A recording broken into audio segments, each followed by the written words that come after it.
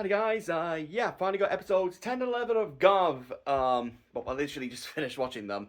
Sorry if you hear any talking in the background, my mum's on the phone with someone.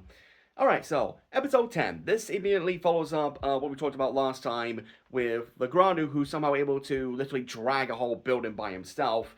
And they've managed to finally track the Granu down, well, let's say Shoma and Hunto, they finally managed to track the Granite down to a preschool. And while they're there, they of course find him, and they see that he's actually been selling his kids to preschoolers, since apparently their happiness is what allows for better spices and dark traits. So yeah, that's kind of messed up, which is to be expected, obviously, by the Granules at this point, given the whole deal is just to consume humanity and sell them off as treats for their own kind. Um, Oh, yeah, well, I want to to this episode. Oh, the things that are also going on with Jeeb. Apparently, it's actually Jeeb and Sita. That's their actual names. It's not Jeeb and Sheeta. They're playing the subs I've watched because they always describe it with Sheeta Shita and Jeeb Jeebh. So that's how the names are spelled. Also, I just actually found this out. Jeeb is actually a bloke. So all right, so like if I've been referring to them with female pronouns, I apologize. I legitimately could not tell that they were actually male. Anyways, things have not been going well for them, and they've basically been given the pink slip. And in the following episode, we learned that Longo is actually going to basically marry them off to other people of higher status in the Granute society, which yeah, basically it gives an idea of what Longo is actually like. And okay, sorry, my hands free shaking today. Gives an idea of what Longo is actually like. He doesn't actually value his family in any way. Back on point with episode 10. Naturally, they're able to confront the Granute and defeat it, and apparently they figure out how he's actually able to build buildings. It's not a case where he just literally like pulls buildings away. He basically consumes them into his form, because his giant monster form is just a giant hermit crab, and eventually they are able to defeat it with quick application of the Garukan and Bakukan Gachizos. Bakukan basically gives Shoma's Gurukan form like giant shoulder cannons, which always appreciate that with a big suit. And it was actually me watching this I realized um okay that I realized here that his Guru Khan form really reminds me of a combination of Crushing Mammoth from Zero One and Maximum Mighty X from X8. So it's like those two I feel like those two designs kind of like just smushed together, and of course given the pastel color scheme. Uh, of course, they're able to defeat it, and Valen realizes, oh crap, I'm actually out of chocolate cachizos, and um, of course, Shoba, of course, none of them reveal their identity to each other yet, and Shoba's like, okay, well, I can just give you some here, and that's actually really, for lack of a better term, sweet of him, because he knows that, well, he only knows that Suga is the one who keeps on taking the Chokodon Gachizos. So he's like, yeah, just have some. If you need it to help you in battle, just take them. Which good on him for at least helping to like further establish their bond. Um, and okay, trying to think what else happens. Oh yeah, Suga. He's probably be keeping an eye on the stuff with at least with the fight, which of course he would. Like he's basically the mad scientist of the series, as far as I can tell, aside from the elf. He's basically like keeping an eye on things.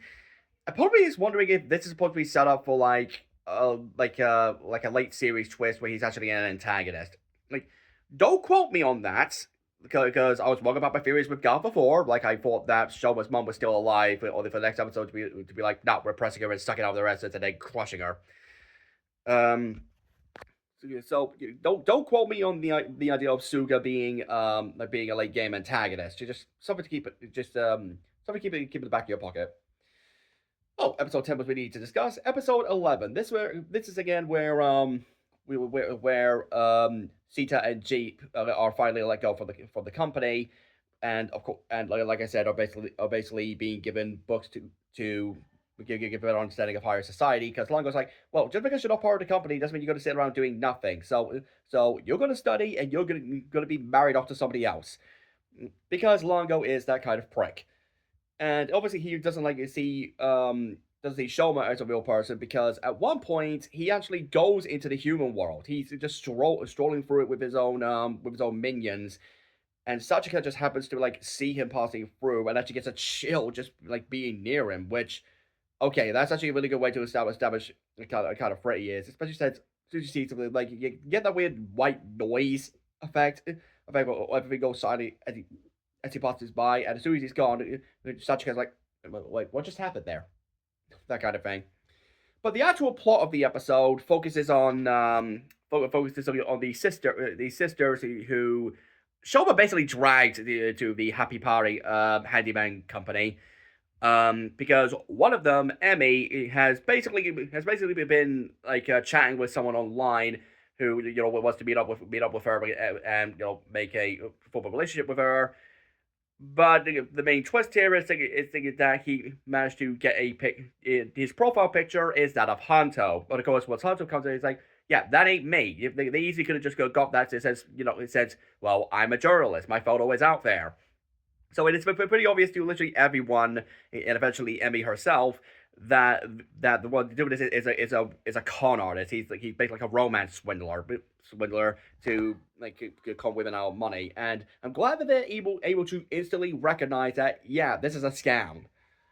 But Emmy is something. Well, I don't want to say she's in denial of it, but she's basically heartbroken and wants to actually like figure out the truth for herself. What it was to still meet up with the guy, and be like, hey, are you really like the text say, or are you a scammer? Which, come on, it's kind of obvious. Then again, they did say like earlier in the episode that Emmy was gullible. Um, but they decided to go with a plan of Hanto going to the cafe where they're supposed to meet and basically catching them out, only for him to never turn up. Because at one point, Emmy actually tried to, like, at one point after he went, Emmy decided to go there herself, only to be caught by surprise surprise the ground newts that were responsible for this.